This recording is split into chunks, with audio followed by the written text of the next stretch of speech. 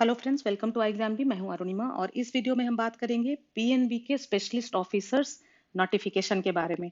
आज ही इसका नोटिफिकेशन आया है। टोटल 535 पोस्ट्स हैं और चूंकि ये स्पेशलिस्ट ऑफिसर्स के वैकेंसीज हैं, इसमें एक्सपीरियंस रिक्वायर्ड है। अभी हम देखते हैं एलिजिबिलिटी क्राइटेरिया में। ओपनिंग डेट जो है इसका कल से शुरू हो रहा है ऑनलाइन रजिस्ट्रेशन। आज ही इसका नोटिफिकेशन आया है 8 सितंबर 2020।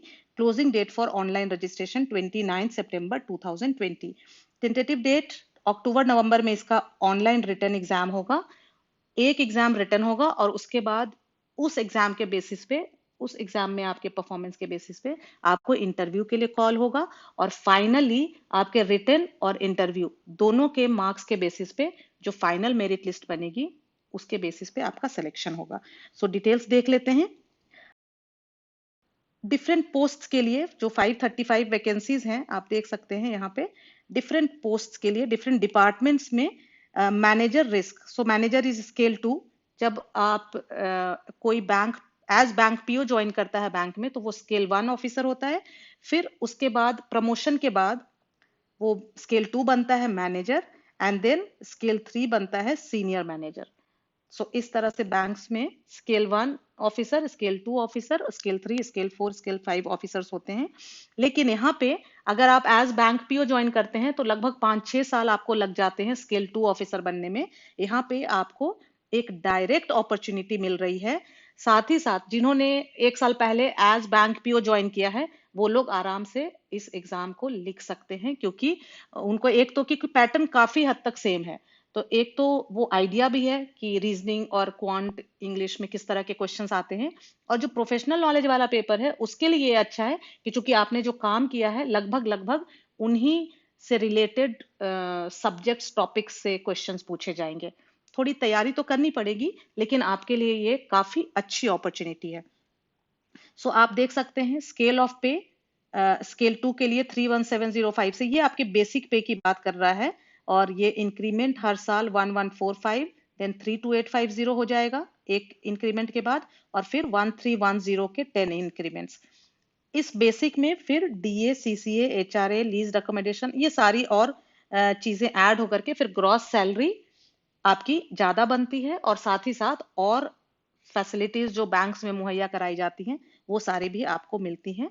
सो सीनियर स्केल 3 में फिर ये 42020 आपका बेसिक यहाँ से स्टार्ट होता है। 535 डिफरेंट कैटेगरीज में कितने कितने हैं आउट ऑफ दैट 535? तो जनरल में आप देख सकते हैं 215 वैकेंसीज है, जिसमें सबसे ज्यादा रिस्क एंड क्रेडिट में है, क्योंकि टोटल में भी यहीं पे सबसे ज्यादा वैकेंसीज थे। आईटी में कोई भी वैकेंसी इस बार नहीं है पीएनबी में। ओके। अब हर पोस्ट के लिए अलग अलग एलिजिबिलिटी क्राइटेरिया है। Age, educational qualification and post qualification work experience, ये तीनों चीजों से क्या के लिए क्या रिक्वायरमेंट है, ये हम क्विकली देख लेते हैं। स्केल 2 के लिए मिनिमम एज हर पोस्ट के लिए, चाहे वो रिस्क हो, क्रेडिट हो, ट्रेजरर हो, लॉ हो, उसके लिए 25 से 35 ईयर्स है, एज ऑन 1 जुलाई 2020। ये सारे पोस्ट के लिए सेम है। क्वालिफिकेशन अलग अलग है।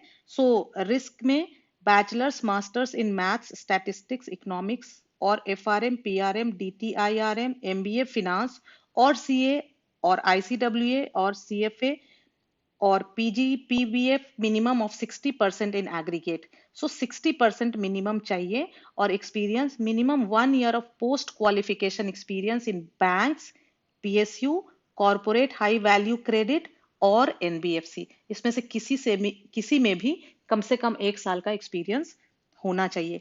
Desirable certificate examination in risk in financial service, IIBF certification course in risk management, NIBM. इसी तरह से अलग अलग के लिए क्वालिफिकेशंस आप देख ले। नोटिफिकेशन की जो डिटेल्स है वो आपके डिस्क्रिप्शन बॉक्स में होगी। इसी तरह से ट्रेजरी में उस हिसाब से आपकी क्वालिफिकेशन रिक्वायर्ड है। लॉ के लिए आपको चाहिए, अगर मैनेजर लॉ के लिए जो पोस्ट है उसके लिए graduate with a degree in law or law graduate, minimum of 60% in aggregate, who has passed 5 years integrated course from the university recognized by the government of India। और यहाँ पे जो experience है minimum of 2 years as law officer in the legal department of scheduled commercial banks और state और central government और PSU।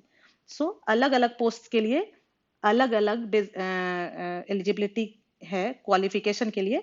सो आप देख ले, फिर मैनेजर आर्किटेक्ट, मैनेजर सिविल, मैं इसमें डिटेल में नहीं जा रही हूँ क्योंकि आप नोटिफिकेशन डिटेल्स में देख सकते हैं अपनी क्वालिफिकेशंस के अनुसार। Manager HR, manager economic, senior manager risk, क्योंकि फिर सीनियर मैनेजर क्या हो गया अब ये scale 3, and senior manager credit also. Senior manager के लिए जो आपका एलिजिबिलिटी क्राइटेरिया है एज के लिए, मिनिमम 25 ईयर्स, मैक्सिमम 37 ईयर्स, और experience minimum 3 years of post qualification experience in banks, PSU, corporate high value credit और एनबीएफसी। सो स्केल 2 के लिए 1 ईयर एक्सपीरियंस मिनिमम चाहिए, और स्केल 3 के लिए मिनिमम 3 ईयर्स चाहिए यहाँ पे क्रेडिट के लिए। साथ ही साथ ये जो कट ऑफ डेट इन्होंने दी है क्वालिफिकेशन और एक्सपीरियंस के लिए, दैट इज 8 सितंबर 2020। मतलब इस डेट तक आपके पास ये जो भी क्वालिफिकेशन है एलिजिबिलिटी क्राइटेरिया में ये होना चाहिए, एक्सपीरियंस भी। साथ ही साथ परसेंटेज के बारे में इन्होंने बोला है कि अगर 60% इज रिक्वायर्ड, तो इवन इफ की 59.99% आपका स्कोर है, वो एलिजिबल नहीं माने जाएंगे, वो 60% के इक्विवेलेंट नहीं माने जाएंगे। 60% मीन्स 60% एंड अबव, मिनिमम 60% चाहिए। इवन इफ 59.99% है, that is less than 60%। Okay,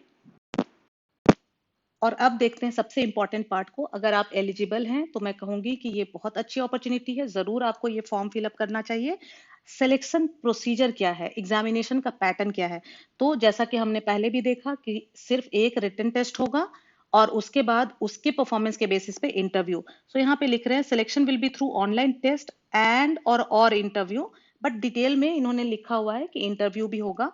merely satisfying the eligibility norms do not entitle a candidate to be called for test or interview. So अभी जो क्राइटेरिया है वो सिर्फ इसलिए है कि आप ये एग्जाम लिख सके, उसके लिए आप एलिजिबल हैं। रिटन टेस्ट का जो पैटर्न है, 4 सेक्शन है इसमें।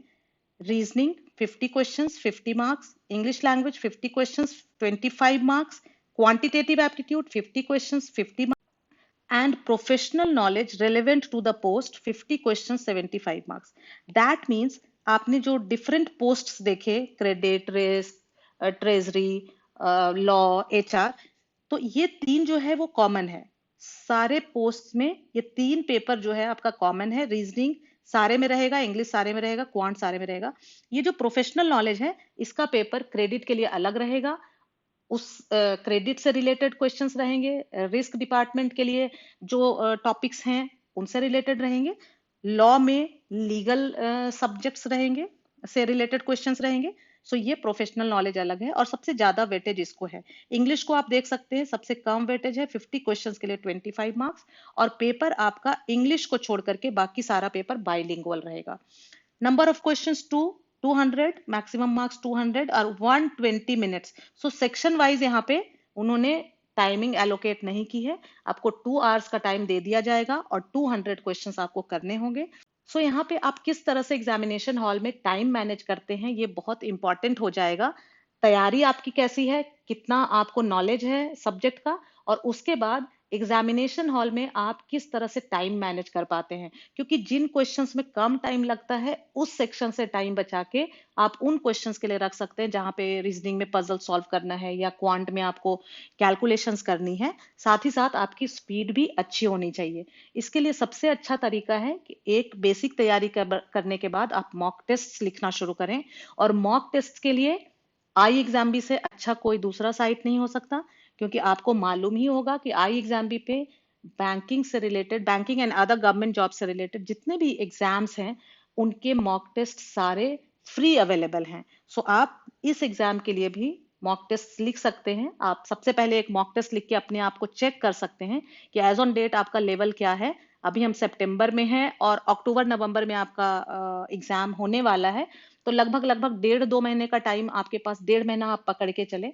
सो आज एक बार आप अभी टेस्ट करें अपने आप को, आपका लेवल क्या है, और उस हिसाब से अब आप इस 1.5 महीने के हिसाब से आप प्लान कर लें कि किस तरह से आपको अपनी तैयारी करनी है, कौन सा सब्जेक्ट में आप वीक हैं, कौन सा सब्जेक्ट आपका स्ट्रांग है, उस हिसाब से आपको अपनी तैयारी करनी है। और क्योंकि नेगेटिव मार्किंग भी है तो ब्लाइंड गेसिंग आप ना करें। यहाँ पे इन्होंने ये नहीं बताया है कि सेक्शनल कट ऑफ होगा कि नहीं। सो ये क्लियर होगा जब आपका कॉल लेटर आएगा उसके साथ जो इन्फॉर्मेशन हैंड आउट आएगा शायद उसमें लिखा होगा, लेकिन अभी सेक्शनल कट ऑफ के बारे में इन्होंने कुछ बात नहीं की है। अगर इंटरव्यू की बात करें तो 35 मार्क्स का इंटरव्यू है। सो आपने देखा कि 200 मार्क्स आपका रिटन टेस्ट था और 35 आपका इंटरव्यू है। Minimum qualifying marks in interview will not be less than 40%। सो 35 में 40% तो क्वालिफाइंग इतना आपको आना ही चाहिए। मान लो रिटन में, इसका मतलब ये हुआ कि रिटन में आपको 200 में 190 मार्क्स आ गया और यहाँ पे इंटरव्यू में 40 में आपके 10 मार्क्स आए, जो कि 40% से कम हो गया। 35 का 40% कितना हो जाएगा? 10% हो गया 3.5, तो 40% हो गया 14 मार्क्स। सो 14 मार्क्स आपको जरूर लेके आने हैं। सो आप क्या देख रहे हो कि 190 आपका रिटन में आया और 10 मार्क्स आपके इंटरव्यू में आए, तो आपका टोटल आया 200। और जो फाइनल कट ऑफ है वो मान लो है 160। फिर भी आपका सिलेक्शन नहीं होगा क्योंकि आपको 160 के अगेंस्ट 200 तो आया है, लेकिन यहाँ पे इंटरव्यू में आपको सिर्फ 10 मार्क्स आए हैं, जबकि मिनिमम क्वालिफाइंग 14 था। तो इंटरव्यू में आपको ये इंश्योर करना है कि आप कम से कम 35 में 14 मार्क्स लेके आए। ओके, साथ ही साथ मैं ये भी कहूंगी कि चूंकि आप रिटन क्वालिफाई करके जाएंगे, आपको एक्सपीरियंस है, तो ये बहुत ही मुश्किल है कि 40% भी आपका इंटरव्यू में ना आए। तो ये यहाँ पे आपको घबराने की आवश्यकता नहीं है। आप अपनी पूरी कोशिश करें कि आप ये जो 200 मार्क्स का रिटन है, 200 मार्क्स का रिटन और 35 मार्क्स का इंटरव्यू, सो रिटन का वेटेज बहुत ज्यादा है और दोनों को मिला करके जो आपका फाइनल मेरिट लिस्ट बनेगा उससे आपका सिलेक्शन होगा। तो आप सिर्फ ये ना रखें कि आपको इंटरव्यू के लिए कॉल आ जाए, बल्कि आप ये टारगेट रखें कि इस 200 में जो रिटन है इसमें आपके इतने ज्यादा मार्क्स आए कि इंटरव्यू में सिर्फ क्वालिफाई भी आप करें तो आपका फाइनल सिलेक्शन हो जाए। क्योंकि रिटन बहुत कुछ आपके हाथ में है, इंटरव्यू में बहुत कुछ आपके हाथ में नहीं है, और साथ ही साथ इंटरव्यू के मार्क्स भी बहुत कम है, 35 मार्क्स से सिर्फ है, जबकि रिटन आपका 200 मार्क्स है। सो मतलब ये है कि रिटन में आपको अच्छी मेहनत करनी है और तब आपके चांसेस बहुत ज्यादा बढ़ जाएंगे इस एग्जाम में सेलेक्ट होने के लिए। सो अगर आप इस एग्जाम के लिए एलिजिबल हैं और अपनी प्रिपरेशन के लिए गाइडेंस चाहते हैं, तो मैं आपको इतना कह सकती हूँ कि आई एग्जाम भी से बेहतर आपको कोई दूसरा प्लेटफॉर्म नहीं मिल सकता, जहां पे एक ही प्लेटफॉर्म पे इतनी सारी एक्सपर्ट एक्सपीरियंस्ड फैकल्टीज हों। आप पॉज करके वीडियो को देख सकते हैं सारा डिटेल। इतना मैं आपको कह सकती हूँ, डॉक्टर शर्मा सीजीएम आरबीआई रह चुके हैं, एनएचबी में रह चुके हैं, आईआईटी कानपुर से पीएचडी हैं। Mister Chandra Prakash Joshi ex AGM RBI SVP at Yes Bank. So already ये आरबीआई में एज ग्रेड बी ऑफिसर इन्होंने ज्वाइन किया था और एजीएम रह चुके हैं।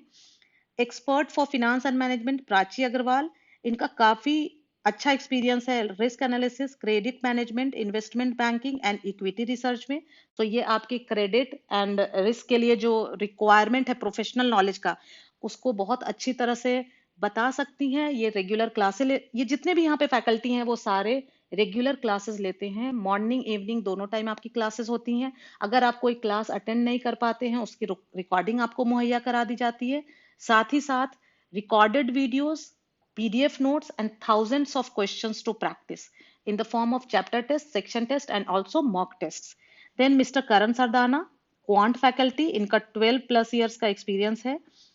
देन गरिमा श्रीवास्तव, ये इन्होंने बैंक ऑफ इंडिया ज्वाइन किया था एज प्रोबेशनरी ऑफिसर, लगभग 6 साल इन्होंने वहां पे काम किया है। एंड देन अरुणिमा, ये मेरा ही प्रोफाइल है। सो मैंने आईओबी ज्वाइन किया था as probationary officer and then फिर सिडबी में मैं थी। एंड लास्ट 10 ईयर से मैं स्टूडेंट्स को इन कॉम्पिटिटिव एग्जाम्स के लिए गाइडेंस दे रही हूँ।